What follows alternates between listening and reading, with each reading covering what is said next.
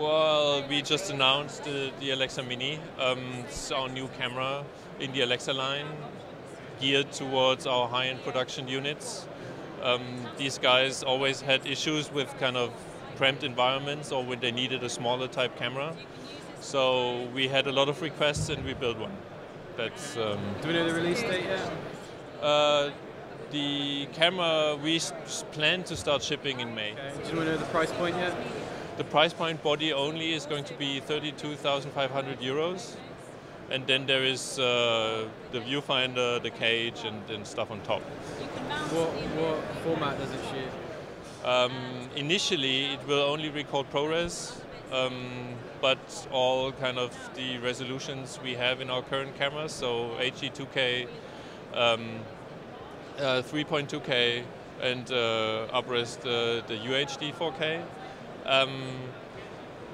During the year, until IBC, we will also put out an upgrade that enables the camera to record ARRI RAW, both to internal CFast 2.0 cards with a maximum of 30 frames per second, and an external recorder that's going to be supplied by codecs that will do 120 frames max in ARRI RAW 2.8K. Also, there's going to be another update that will provide 4x3 with anamorphic D-squeeze, so that for the high-end production, anamorphic shooting is also an option on this camera. Okay, so this is for more film or TV? Yes. Why would people buy this over the Alexa, or why would they not? Why would they spend the money on the Alexa? Well, actually, that's not about an either-or. Kind of, we see the Alexa as a complete toolset for filmmakers. You have our main unit cameras that have their priorities and their strengths. Kind of, we like users of our cameras sometimes when came into issues where they had to use a smaller camera, right, in cars maybe, and the only option we had so far was the Alexa M with the tethered head, which wasn't always kind of really practical. For example, if you look at movies, or if you look at microcopters, or if you just want a small hand camera that is very flexible and lightweight, people used to use C500s or Epics or even DSLRs, and at the end it was very tricky in grading in order to get these images fit into the final piece. So with that camera, these issues are gone because kind of it has the same sensors, has the same image pipeline, so the images will look just the same and you will not recognize them. But you could shoot a whole production on one. You could shoot a whole production if you wanted to. Do you think people will? We are not telling people what to do with our cameras, right? So for sure there will be people actually shooting entire productions with that camera. It's about the range of cameras we offer. Do you think this will increase the amount of owner-operators that are out there? Rather than people renting from rental houses, do you think people actually buy a camera themselves? Yeah, I think, well, kind of a big part of the market is still rentals for us, because kind of they supply the big kits, and I think there will be a lot of minis on set just with the normal camera kits.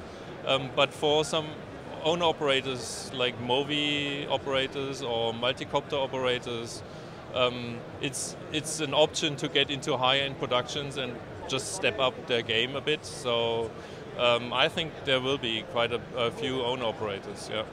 What mount options they come with? So the Mini comes with a titanium PL mount that has an L-bus interface for C-Force motors, active motors that can be directly driven from the camera. So with our remote unit, WCO4, you will be able to pull focus, control lens motors directly attached to the camera, and change all the operational parameters of the camera. That's the preferred mount, especially developed for the Mini. It's an extremely light titanium mount. On the other hand, there's going to be all the Amira mounts will work on the Mini as well. So there's a B4 mount, a EF mount, and a steel PL mount with a high-rose connector in case you want to run a Cabrio with the Mini. As I said, there are many control options for the camera. So The camera essentially uses our the viewfinder with the flip-out LCD screen that we introduced with ARRI. It also is getting kind of a wireless interface, so you can control the camera from any type of device that has a web browser on it. Most should be compatible, so we are testing Android and iPhones. Of course, you can use a laptop to set it up. You don't necessarily need the viewfinder. If you're a movie operator, viewfinder, I'm not sure. You're totally able to set the camera up via a laptop, kind of configure the frame rate, configure the raster size and the codec, and then operate it from either the remote or with the buttons on the camera. Oh yeah, built-in NDs, right? So that's, I think, a nice thing for our multi-copter friends, right? If you're out there shooting and light changes, you will be able to like switch NDs on the fly in the air, no problem.